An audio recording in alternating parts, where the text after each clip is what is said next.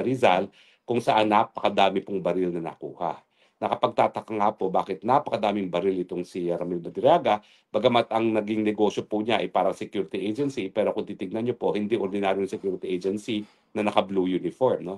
Para po talaga silang, wow, elite security group na hindi mo alam kung anong ginagawa. At sangkatutak nga pong mga firearms ang na-recover nung siya po ay renade sa kanyang farmhouse dyan sa Rizal. Ay, magandang umaga po sa inyong lahat, no?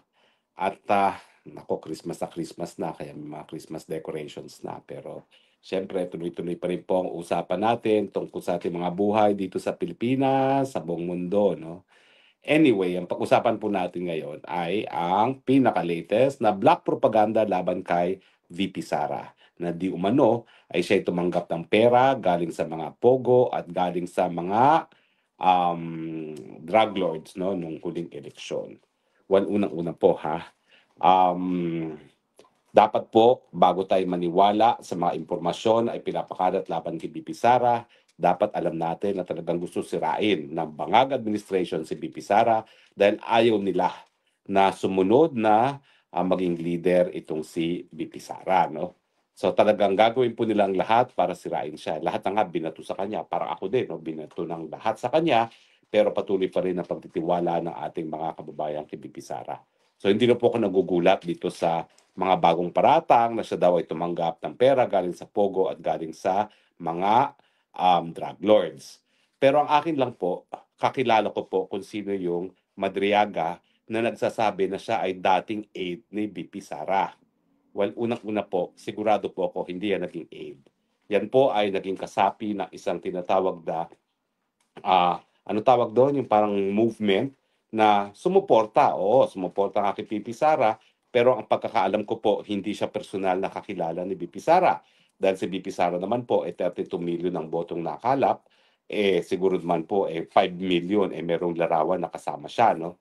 So kung meron mang larawan itong Ramil Madriaga na ito, ay hindi po ako nagtataka dahil 5 million people naman siguro po ang meron talagang larawan kasama si BP Sara, lalo na nung panahon ng eleksyon, no? Talagang buhay politiko po talaga yan. So, pero iba pong pagkakakilala ko sa kanya. Kilala ko po itong Madriagang ito dahil siya po isang akusado sa isang kaso na hanggang Setyembre ng taong ito ba o taong nakalipas, 2024, ako po ang personal naghahawak. Ngayon po, opisina ko pa rin ang naghahawak ng kaso laban sa kanya bilang private prosecutors under the direct and control and supervision of the public prosecutors. Ano po ang kasong yan? Ang kaso po ay 2 counts of kidnapping for ransom. Now, siyempre po yan ay nakabinbin sa hukuman, hindi po natin po pwedeng sabihin kung siya ay guilty or not guilty dahil hindi pa po napapatunayan. Alam ko naman po yan, yung sub judice rule, no? At bawal sa akin bilang isang partido sa kaso na yan na sabihin siya ay guilty na. Pero dumaan po sa proseso naman itong kaso labang kay Ramil Madriaga at ang nangyari po dito ay humingi siya ng bail. Sang-ayon po sa ating saligang batas, ang bail naman po is a matter of right except when evidence of guilt is strong, no, sa mga heinous crimes.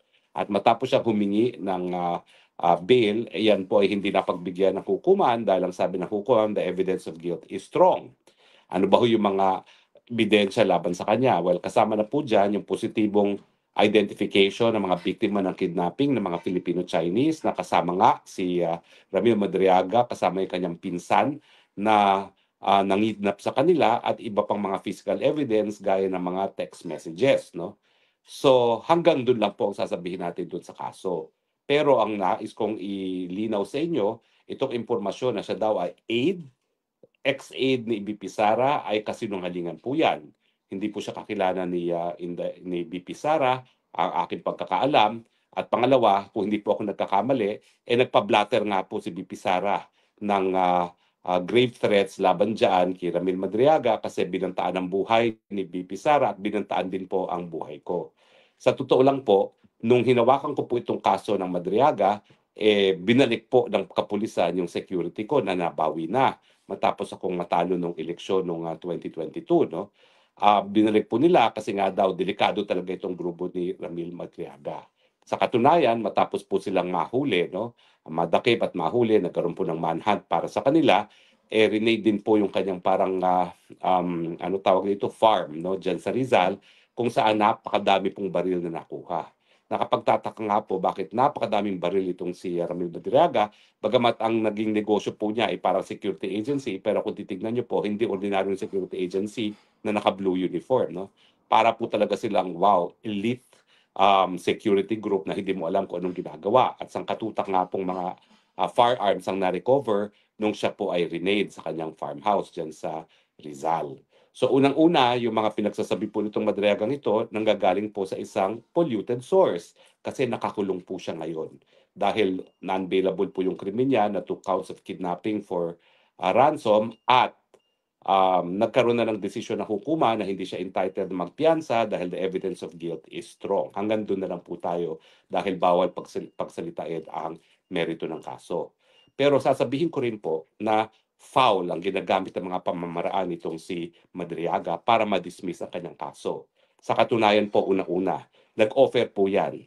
Ginamit ang isang common acquaintance namin ng, kundi po ako nagkakapali, para 5 milyon sa akin, yung mga panahon na yon, para ibenta ko yung kliyente ko at ipa-dismiss ang kaso.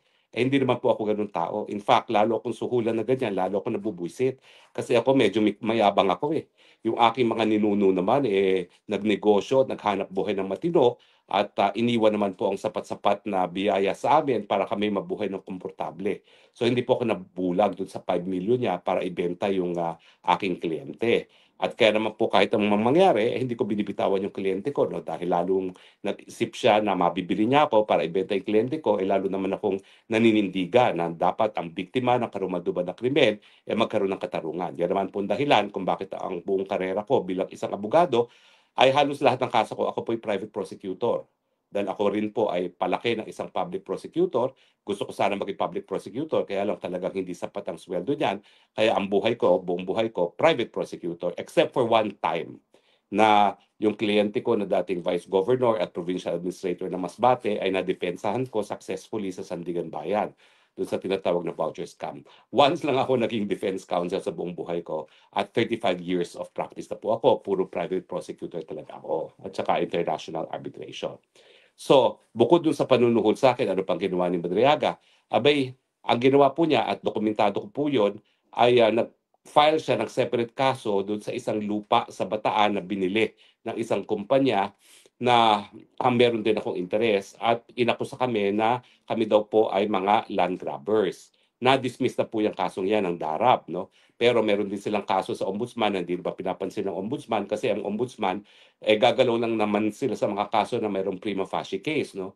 Ang kaso kasi na sinampa nung di umano, dinan-grab namin ay sinasabi na pineke ang pirma. Samantalang established naman po na humarap siya sa notaryo at saka pirma niya yon, ay may mga larawan pa nga po na siya ang pumirma dun sa kontratang yon. So nagtataka po ako kung bakit ngayon sinasabi niya na land grabbing daw yon. But in any case, wala po akong direct involvement sa kasong yon dahil hindi naman ako pumirma ng kahit anong kontrata doon sa kasong yon, no? At gaya ng aking sinabi, dinismiss naman po ng DARAB yang kasong yan. Bagamat itong si Ramil Madriaga ay, naku, nagbayad po ng mga vloggers na sinasabing ako daw po ay land grabber, kaya naman namin na-booking siya kasi yung isa na nagpanggap na biktima, nakita namin sa isang larawan na kasama niya sa isang pagtitipon, no? Pero yung babaeng yon ay nagpanggap na biktima. As in, officially, nagpanggap siya na biktima, pero kung hindi namin nakita yung Facebook picture ng babaeng yon, hindi namin malalaman na talagang kaibigang matalik pala yan ni Madriaga. So, ganyan po ang kanyang mga pamamaraan. So ano ngayon ang ginagawa nitong Madriagang ito? Obviously, siya ngayon ay nagpresenta sa mga bangag na maging di umano whistleblower labang kay VP Sara kapalit na ipapadismiss ang kaso niya. Alam niyo ang malungkot, napaka-advanced na po ng kasong yan. Kung hindi po ako nagkakamali, hindi naman bababa sa 12 ang naging testigo namin dito sa kasong ito at isang testigo na lang po ay magre-rest ng prosecution. Kasi magaling po yung judge dyan Doon sa petition for bail, sa loob ng 10 araw ata, napakabilis ng panahon na yon, talagang pinapresenta ang pinakamalalakas na mga ebidensya namin. At kung hindi ako nagkakamali, hindi naman bababa sa 8 testigo ang napresenta ko sa loob ng 10 araw lamang, no? Sana nga po lahat ng judges sa Pilipinas gaya ng judge namin, no? At matapos yung mahigit kumulang 8 testigo, nagdesisyon nga na malakas yung ebidensya at hindi po pwedeng mag-bail, no? So, in any case, ang sinabi niya siguro dito sa mga bangag administration, sige, idadawit ko si BP Sara kapalit na ipa-dismiss niyo ang kaso ko. Paano nila mapapadismiss? Nako, yung private complainant po, mga Filipino-Chinese, kung ano-ano pong nangyayari, na-raid ang kanilang negosyo, na sa tingin ko naman, yan ay isang pamamaraan para ma-pressure siya na pumayag na ma-dismiss ang kaso laban dito kay Madriaga. Sa akin, bakit naman po ganito? Mantakin niyo po, um, heinous crime ang nangyari. Dalawa, hindi isang Filipino-Chinese sa mga kabataan ang kinidnap. At talagang mahigit 10 araw pa po ang nadetina yung mga bata at nagbayad po ng ransom yung mga magulang, no? At mabuti na lang po nagkaroon po ng bypass yung dun sa pagbabayad ng ransom nagkaroon ng operasyon at doon nahuli nga po yung mga co-accused ni Madriaga, no? Kasama na yung first cousin niya. At actually po, may mga namatay dito. 2 kidnappers sa pinaghihinalaan ang napatay po, doon nagkaroon ng putukan, at isang pulis. Naku, nakakaawa po yung batang pulis, batang-bata, no? Na pulis na taga Mountain Province, kung hindi ako nagkakamali, artistahin pa naman, no? So 3 po ang namatay doon sa operasyon para ma-recover yung 2 Filipino-Chinese. Bakit naman ganitong karumal-dumal ang kriminal neto? Bakit papayagan ng kahit sinong administrasyon na ma-dismiss kapalit lamang para idiin ang kalaban sa politika na si Inday Sara Duterte? No? So tingin ko po, desperado na talaga itong administrasyon neto at binababoy na pati ang sistema ng katarungan natin. Hindi ko po alam kung mape-pressure yung mga magulang ng mga kabataang ito para i-dismiss ang mga kaso. Sana naman po hindi. Pero sa mga balitang nalalaman ko po ngayon, at ang pakiusap nga niya wag na ako magsalita daw dahil baka lalo silang ipitin, nako, baka nga po at some point bumigay, wag naman po sana dahil pag napalaya na naman itong mga ito, baka kung ano na namang krimen ang mangyari. Alam niyo po, sa katunayan, bago pa sila makasuhan dito sa kasong ito, na-convict po itong Madriagang ito for kidnapping, kasama din yung pinsan niyang buo. Kaya lang po, dahil yung mga panahon na yon, merong automatic death penalty, ang parusang napataw po ay death. At during the automatic review, kasi lahat po ng death penalty subjected to automatic review, na-reverse po ang desisyon. Siguro po, naisip na hukuma na kahit sino hindi dapat mapatawan ng parusang kamatayan, no? Kaya sila ay naabsulto. Pero nakulong na po yan, na-convict na po yan, kaya nga lang po, na-reverse on automatic appeal dahil death yung naging parusa. At si Chavit Singson po ay nag-file din ng kaso ng extortion dito dahil hinihingan siya ng 50 million di umano para wag ibulgar ang impormasyon na nalalaman niya di umano laban kay Chavit Singson, no? Pero hindi po siya inurungan ni Chavit Singson at sinampahan din ng extortion case, no? Hindi ko lang po alam kung ano nangyari diyan sa kasong yan. So yan po ang karakter na ngayon ay nagpipresenta na aide ni VP Sara na di umano ay tumanggap ng pera para kay VP Sara. Take note po, no, sa kanyang sinupang salaysay, wala naman po siyang sinabi na diretso niyang binigay ang kahit anong pera kay VP Sara. Ang sinasabi lang niya, yung isang beses binigay niya doon sa isang naging aide ni Inday Sara na pinasisinungalingan naman ng aide at isang beses sa kotse daw na nagpalitan at kinuha yung kotse, no. Pero alam niyo po, ang impormasyon para mapaniwalaan dapat kapani-kapaniwala at dapat nanggagaling sa tao na kapani-paniwala. Kung ikaw naman ay nakakulong ngayon para sa 2 counts of kidnapping for ransom, minsan ikaw ay na-convict na for kidnapping with ransom din at kinasuhan pa ni Chavit Singson ng extortion, bakit naman niyang paniniwalaan? Isa pang bagay po paano siya nakagawa ng isang sinumpaang salaysay sa loob ng kulungan? Alam nyo, pangalawang beses na niya ginawa yan. Kasi doon sa kabahagi ng depensa niya, siya ay gumawa ng sinumpaang salaysay na sinumpaan ng isang piskal habang siya ay nasa loob na ng kulungan.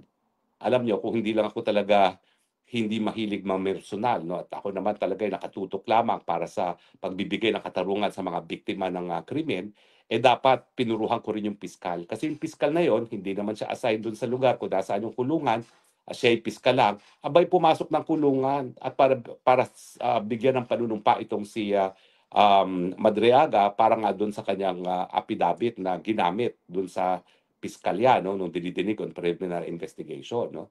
So sa akin, irregular po talaga yung ginawa ng piskal, kaya lang, bakit naman ako magsasampa sa mga kaso ng mga ganyan, no? Sigurado po ako dyan, merong dahilan kung bakit pumasok sa kulungan yung piskal na yon para bigyan ng panunumpa si Madriaga, pero pinasadyos ko na po yan dahil anyway, hindi na makapanipaniwala yung mga sinabi niya doon sa affidavit na yon, no? Pero ngayon, sino na naman ang pumasok sa kulungan para siya ay panumpaan, no? Para dito sa kanyang sworn statement, no? Napakalakas naman talaga nitong Madriaga na talagang nagpapatawag talaga siya ng mga piskal pa, ha? Yung una kasing na piniresentan niyang sinumpang salaysay, piskal pa ang pinapasok niya sa kulungan. At yan ang nag-administer ng oath sa kanya. So ngayon, I would be interested. Baka yung kaparehong piskal pa rin ang nagbigay sa kanya ng sinumpaang salaysay dyan sa loob ng kulungan, no? Pero sa akin po, tanongin nyo na yan. Paano nakakapasok ang mga taong ganyan para magbigay ng panunumpa? Napaka-espesyal naman itong taong ito, no? Para bigyan ng ganyang pribilehiyo na siya pa ang pinupuntaan ng mga subscribing officer sa loob ng kulungan. So ano po ibig sabihin nito? Naku, talaga pong hindi sila titigil hanggang hindi tuluyang mawarak ang imahe at reputasyon ni BP Sara. Pero nagkamali lang sila, ang ginamit nila ay hindi kapanipaniwalang tao. At siyempre, kilala naman natin ang pagkatao ni BP Sara. Siguro lahat na ay ibato nyo sa kanya, pero hindi nyo maibabato sa kanya talaga yung sense of propriety pagdating sa mga perang bagay na pera-pera. Talaga naman pong wala kayong kahit anong bahid na korupsyon na po pwedeng maibato kay BP Sara at yung kanyang pagkatao, hindi po yan basta-basta tatanggap ng pera maski eleksyon. Dahil yung eleksyon po, ako naman po tumakbo sa unit team. In fact, kami dalawa ang magkasama, no? Dahil ako lang talaga ang kakampi niyang tumakbo kasama niya, no? Sabi ko nga kay Tatay Digong na talagang tutol doon sa pagtakbo namin ni BP Sara sa unit team. Ang sabi ko, kinakailangan meron namang kasama si BP Sara dahil ang feeling ko talaga, kung hindi mo sasamahan si Inday Sara, ay talagang pagsasamantalahan ng mga Marcos si BP Sara dahil di minsan naman, talaga ako'y hindi tuluyan ng tiwala dyan sa mga Marcoses. So, kaya rin ako tumakbo dyan sa pagnanais ko na maprotektahan din si BP Sara at yun naman ang ginagawa ko sa pang-araw-araw na kami ay nangampanya. So, maging ano po tayo, critical sa pagtatanggap ng mga impormasyon, desperado po talaga silang sirain si BP Sara, pero sa tingin ko, dahil nga sa pagkatao ni BP Sara, hindi po yan tatablan. Baliwala po itong ginawang sinumpaang salaysay ni Madriaga. Ang akin lang, wag sana magpagamit yung mga piskal, ha? Huwag kayong magpapagamit. Ang inyong sinumpaang katungkulan ay parusahan o bigyan ng katarungan ang mga biktima ng lalo-lalo ng mga karumalduban na krimen. Tatapatin ko na po kayo. Merong piskal na napakalapit sa akin dahil kasama ko sa prosecution ng Maguindanao Massacre. Siya po ay in charge din ng kidnapping cases, pero ngayon po ay siya ay Deputy Chief State Prosecutor dahil siya ay katribo, kumbaga, nung Chief State Prosecutor na Padulyo, nakasama ko din sa Ampatuan Massacre. Nalulungkot po ako dahil yung si Chief Padulyon at saka yung kanyang assistant na kasama ko sa Maguindanao Massacre na dapat din mapasama dito sa paglilitis ng kasong kidnapping dahil siya po talaga ay kumbaga naka-detalye rin dito sa Anti-Kidnapping Task Force, no? Nalulungkot po ako dahil sila rin mismo nagsampa ng kaso sa akin miski walang kahit anong ebidensya laban sa akin. Ang iniisip ko na lang, trabaho lang. Kasi siyempre sila ay mga career naman, hindi naman po pwedeng tangkihan ang mga bossing ng mga politiko, no? Pero hindi ko po alam kung mapapatawad ko sa kanilang ginawa na sinampahan nila ako ng non-bailable case na malinaw naman po. Ang ebidensya lang nila, yung testimonya ng PAGCOR na sinamahan ko si Cassandra Ong at saka yung pangalawa, yung ilang tawag na ginawa ko kung okay na ba mga papeles, no? Wala namang masama dahil sinabi naman talaga ng PAGCOR, hindi naman ako ng braso. Follow up lang talaga, tanong lang, ano naman ang krimen doon, no? Kinasuhan ako. Ito mga same piskalya po, same piskal, ang siya rin magdedesisyon kung ipapadismiss ang kaso. Wag naman po, sobra na kayo magpagamit. Nung kayo po ay nagpagamit para ako kasuhan na walang ebidensya, okay na po yun. Dahil lalabanan ko naman po yan. May remedyo naman po yan. Siguro, iniisip ko, hindi sila nakatanggi dahil alam naman nila, alam ko ang remedyo laban sa impormasyon na wala namang kaebidensya, pumunta ka ng hukuman. Pero para naman po, ipagkait ang katarungan sa mga naging biktima ng kidnapping. Mantakin ninyo mahigit 10 araw ha, yung mga magulang iyak na iyak dahil palaging sinasabi ng mga kidnappers, papatayin namin pag hindi kayo nagbigay ng ransom. Ilagay nyo ang sarili ninyo doon sa mga magulang ng mga kinidnap na mga kabataan. 10 araw na walang tulog dahil hindi mo alam kung makikita mo pa ba ang iyong mga anak na buhay o hindi. Ilagay nyo inyong mga sarili sa ganyan. Papayag ba kayo na para lang sa politika ay magiging mailap ang katarungan? Sana naman po huwag. At ako naman po ay, kung hindi ako nagsalita dati para sa akin sarili, para doon sa mga piskal na huwag magpagamit, sa mga politiko para gamitin ang ating batas bilang sandata laban sa kalaban ng Marcos administration, ngayon magsasalita na po ako. Kayo man po ang mahigit 10 araw na hindi alam kung buhay o patay ng inyong anak, bakit yun naman papayagan na hindi makamit ang katarungan ng mga ito? At syempre, yung mga biktima mismo ng kidnapping, syempre sila rin. Sila ay sapilitang pinilit na sumama sa kanila, mahigit 10 araw, sinusuotan ng blindfold, tinatakot na kapag hindi magbabayad ng mga maguling, papatayin sila. Siyempre umiiyak at nagsasabi na, nanay, tatay, bayaran nyo na kami mabuhay. Tignan nyo naman po yung pinagdaanan ng mga kinidnap at nilang mga kaanak. At tignan nyo rin po kung ano pang mangyayari kung itong mga taong ito na not once, not twice ay pinaratangan ng mga kidnappers ay makakalaya muli. Yan po na lang po ang mensahe ko sa ating mga piskal. Hindi na po bale yung ginawa ninyo, nagbulag-bulagan kayo at nagsampa kayo ng kaso na walang ebidensya laban sa akin. Kaya ko naman pong harapin yan dahil alam ko ang mga remedyo. Pero wag naman po sa mga ordinaryong mga mamamayan na naging biktima ng karumaduman na krimen. Kaya nga po kayo binibigyang respeto bilang mga piskal. Dahil ang aming inaasahan, kayo magbibigay katarungan at hindi maging instrumento para mabigo na makamit ang katarungan. Yan lang po. Maraming salamat po sa inyong patuloy na pagtangkilik ha. At hanggang sa muli nating pagkikita, maraming salamat po. Ito po inyong spoksang bayan nagsasabi, I love you Philippines. You're the only country that I have. You're the only country that I will love.